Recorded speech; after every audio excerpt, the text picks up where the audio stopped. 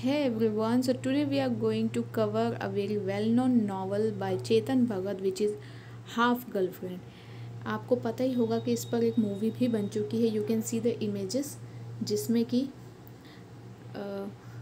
Arjun and this girl which is Shraddha Kapoor, ये दोनों के ऊपर बेस्ड ये मूवी है. तो इन्हीं को इसी मतलब इस फिल्म में इन दोनों पर ही इसकी जो स्टोरी के जो एक्टर एक्ट्रेसेस थे ये दोनों थे. इसमें आज हम नॉवल की स्टार्टिंग देखेंगे. This is the first part, quote by Chetan Bhagat, then about Chetan Bhagat and the story of the novel. So let's begin it. So first is disappointment will come when your effort does not give you the expected return. तो disappointment कब आता है किसी भी इंसान में? जब आपके जो एफर्ट्स आपने लगाए हैं उसके हिसाब से आपको रिटर्न नहीं मिलता. मतलब जो आपने सोच के रखा है कि मुझे इस वाली चीज़ से इतना मिलेगा या मैंने ये काम किया तो मुझे इसका इतना मिलेगा, उस हिसाब से अगर आपको रिटर्न नहीं मिलता तो your disappointment start from that place. ना about Chetan Bhagat. So let's see.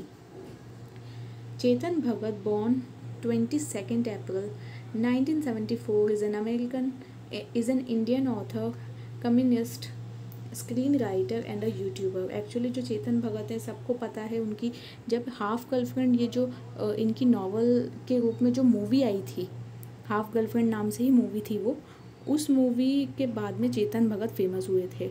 मतलब एज एन बॉलीवुड में अच्छे खासे फेमस हुए थे.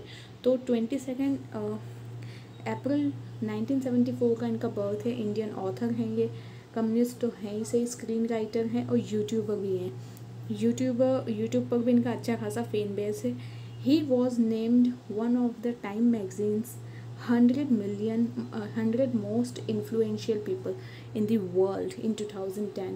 2010 में स्पेशली जब इनकी ये मूवी रिलीज़ होने के आसपास का समय था, उस समय पे ये 100 जो मोस्ट नोन पर्सनस हैं ना उनमें आ गए थे उस लिस्ट में. Several of his novels have been adapted into films.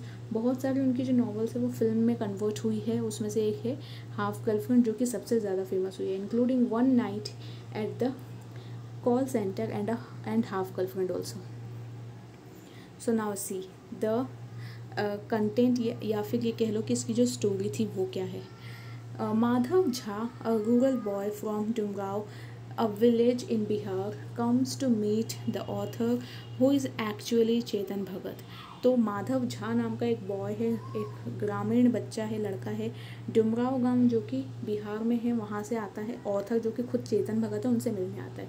Lives behind a few journals from his half girlfriend, और कुछ जर्नल्स छोड़ के जाता है. Who he believes has died, जिसके बारे में वो सोचता है कि जो हाफ गर्लफ्रेंड मतलब जो उसकी गर्लफ्रेंड है, she has died. Chetan Bhagat calls him up the next morning to hear his story.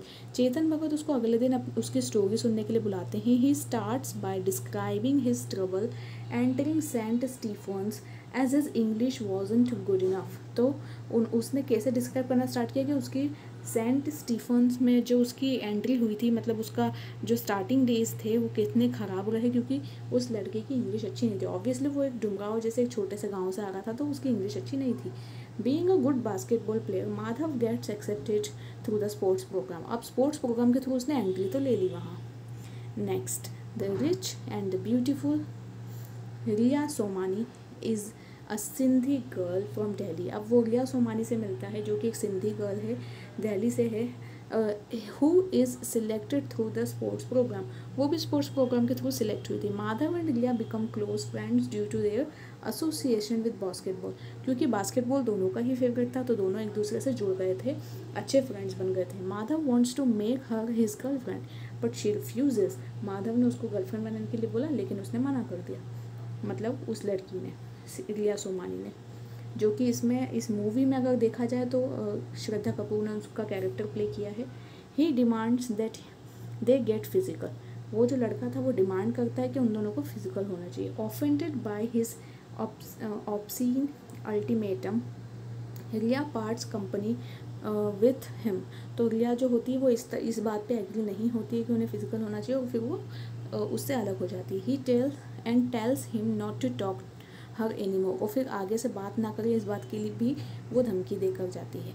तो ये थी इस स्टोरी की starting. I hope you understood this very well.